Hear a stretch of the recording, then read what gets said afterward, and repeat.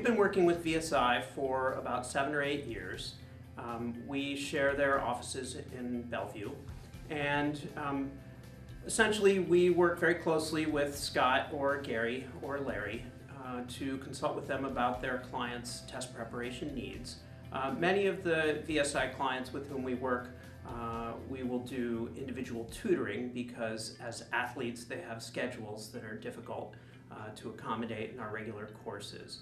But we also have several VSI clients taking our classes that we offer in both our Bellevue and Seattle offices. Usually we are working with them for 2 reasons. One, we want to help raise their test scores for admissions purposes, but because a lot of VSI clients are also eligible for academic scholarships, we work to raise their test scores to increase the level of the academic scholarship award.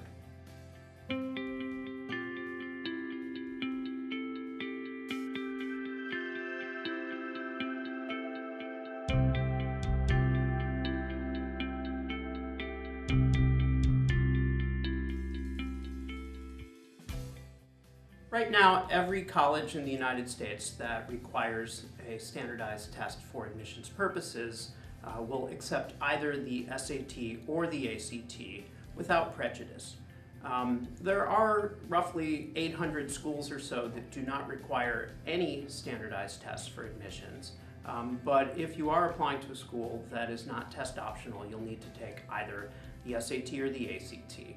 And the SAT is offered 7 times a year, the ACT is offered 6 times a year, and there's really no need to take both exams except in a very limited set of circumstances. So we try to identify which test is better for each student using diagnostic testing, and then help that student prepare for whichever test is best suited for him or her.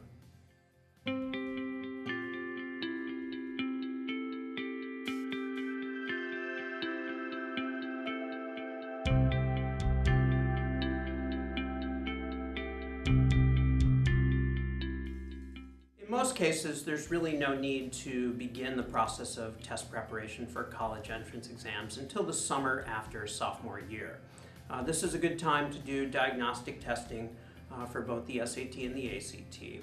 And many high school juniors will take their exam in the late spring of junior year.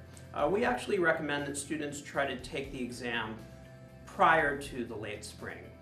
And aim for a test date either in the fall or early winter of junior year.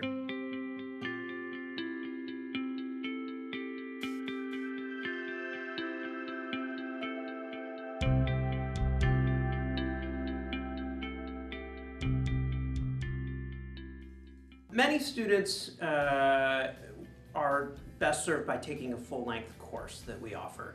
Typically the courses are designed to meet the needs of students whose diagnostic testing indicates that they scored somewhere in the big middle of the scoring, between the 25th and 75th percentile. So if a student needs help in all of the sections of the test and has a schedule that coincides with when our classes are offered and is comfortable learning in a small group environment of between 5 and 10 students usually, then we recommend taking a full-length course. On the other hand, if the diagnostic testing indicates that a student either scored very high or very low, then we generally recommend individual tutoring.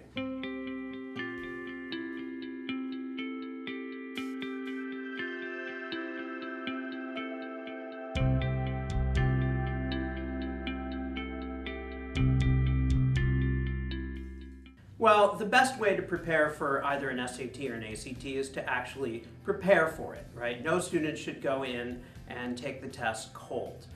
We recommend, of course, first beginning with diagnostic testing to determine which test is better, and then to allocate between 1 and 3 months for a class or individual tutoring.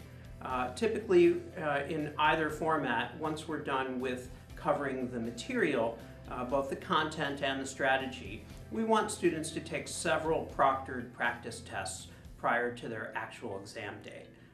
Each of those tests is going to be followed by a review session. That will be right after the exam in the case of our classes, or with an individual tutoring appointment a few days after a student takes a practice test.